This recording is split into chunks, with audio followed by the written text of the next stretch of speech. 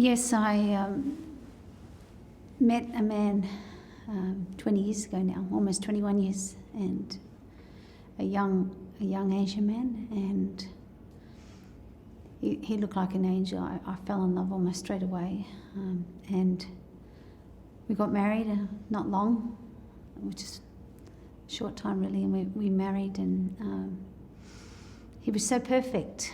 He was sort of all I ever thought that I wanted. And within a very short time, some strange things started to happen. And the change in his personality was large from the prince that he'd been previously. And now sometimes I was seeing something different. And I didn't really understand already what was going on. And money would go missing. Money would go missing from where I'd put it. Money would go missing from my wallet. Money would go missing from our accounts. Things would go missing. Some items in our house would go missing. I remember one time I bought a lay-by home, and the lay-by went missing. And so the lay-by, he'd taken the lay-by and he'd given it back in and taken the money. And I didn't know that then. And his wedding ring, something really important to me. We had identical rings made, and within a short time of our marriage, a couple of months, the ring went missing. I believe he hocked the ring, he pawned the ring. And all these occurrences just kept going on. He'd go out at night and he'd come home at 4 in the morning or 5 in the morning or 6 in the morning, and I'd say, "Where were you?" And he goes, "Oh, I was walking," or "I was getting petrol," or "I was at a relative's house," or "I was working." And sometimes I'd catch him up in the lies, and there'd just be another lie. But I was so in love, it was hard to really see the truth. And we went on a couple of years like this. And more time passed, I had a couple more children, and another time I was ill. I was pregnant, and I was ill. I was laying down on the mattresses. The kids were ill too, and I was a couple of days sick with the temperatures. And as I got better, my husband said to me, "There's something I need to tell you." And he said, do you love me? Will you forgive me? And I said, "Of course, I'll forgive you anything." And he told me he'd taken the money from our accounts, several $1,000s. He drained the accounts. And I go, "Well, just give the money back." And he promised me he'd pay the money back, but the money never came back, nor were we allowed to ever talk about it again. It was shut down, the discussion about it. I couldn't, if I referred back to it, he'd say it never happened. And there was quite a few instances like that. So we're living off my income. Well, I was on a pension at that time because of the children. And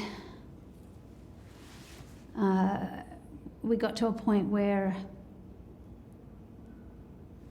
he borrowed his brother's credit card, and he was using the credit card for everything, and I was paying off the credit card, and it was hundreds of dollars every week. And I rang his brother and I said, "I don't understand what's happening. Why is this always so much?"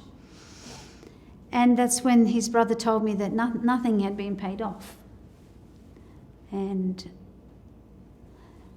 it was just after this period that I began to realise that something was really wrong.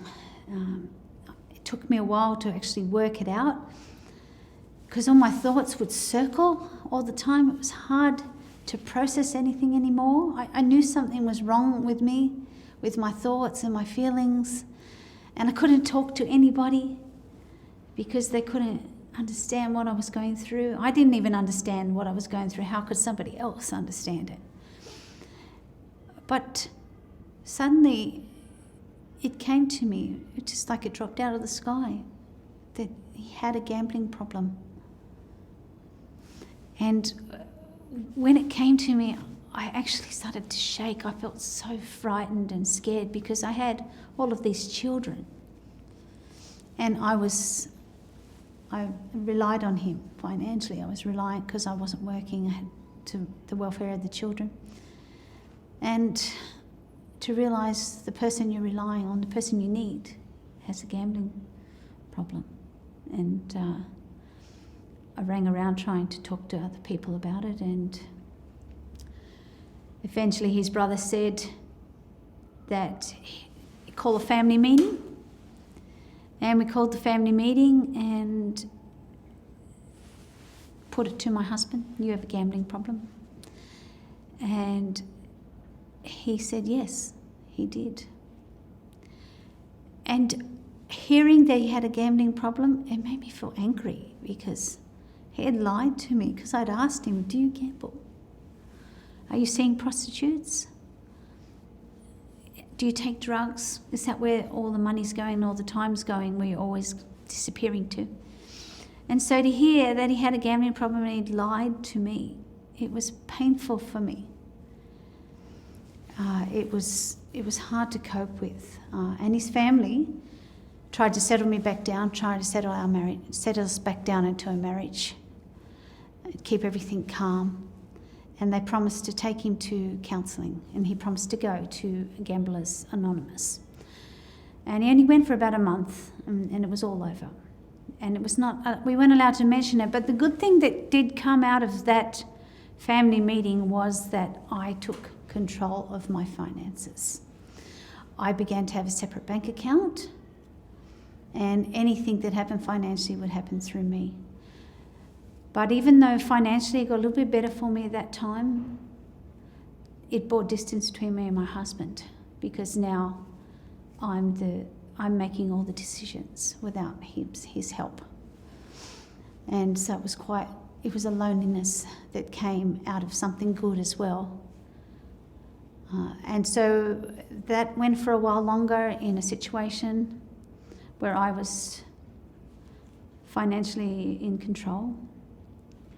And we were renting a house from a friend. And I would pay rent one week and he would pay rent the other week from his income, because he was getting payment by this time that I knew about. And it would be such a fight for the landlord to get money from him. But something great happened at that time. He got a job, a really great job. He got a couple of jobs. And he started working all the time. And all this time that he was working, I never saw any of the money.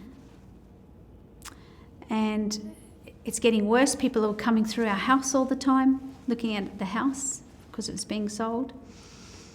And I'm feeling sicker. I developed gallstones, and so I'm getting ill, getting weak, and really needing him to step up. And instead of stepping up, he went into his first bankruptcy.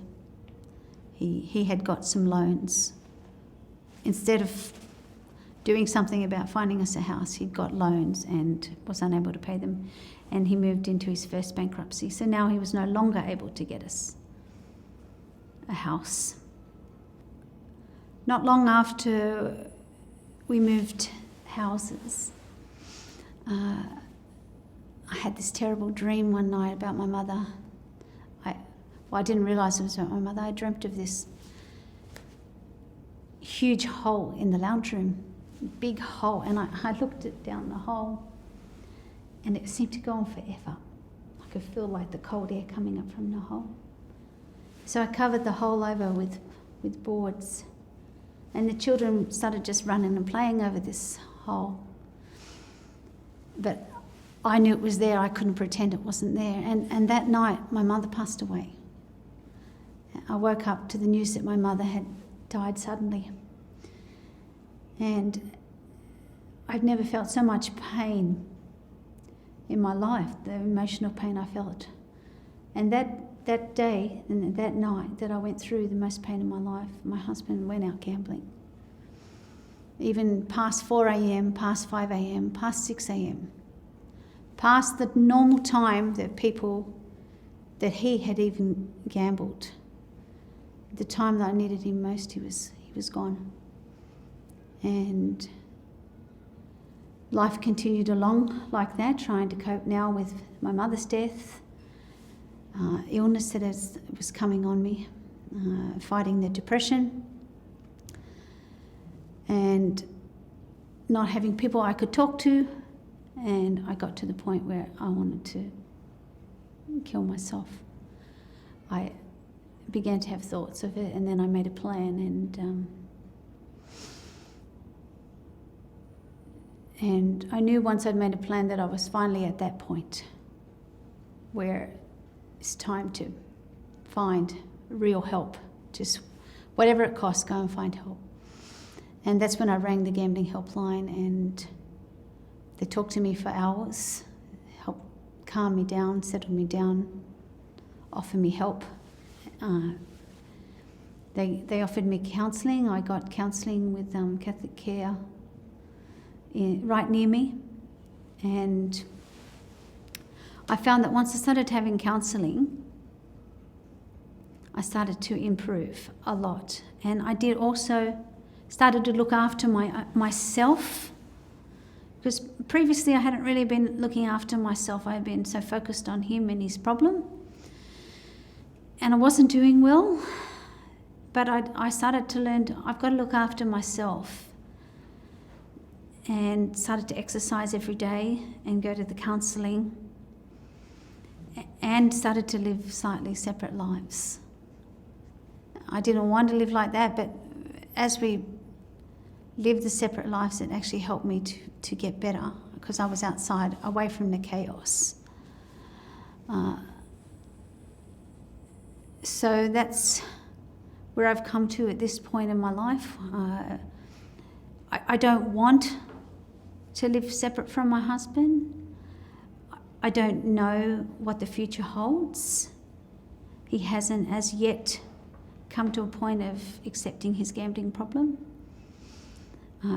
I've started looking at legal issues like financial separation, trying to make myself more safe,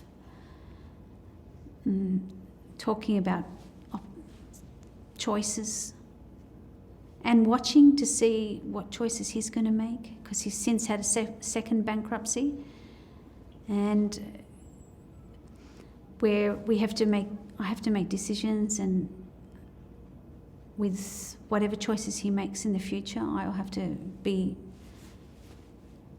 in a good headspace, good heart space, to make decisions, to care for myself and to care for my children.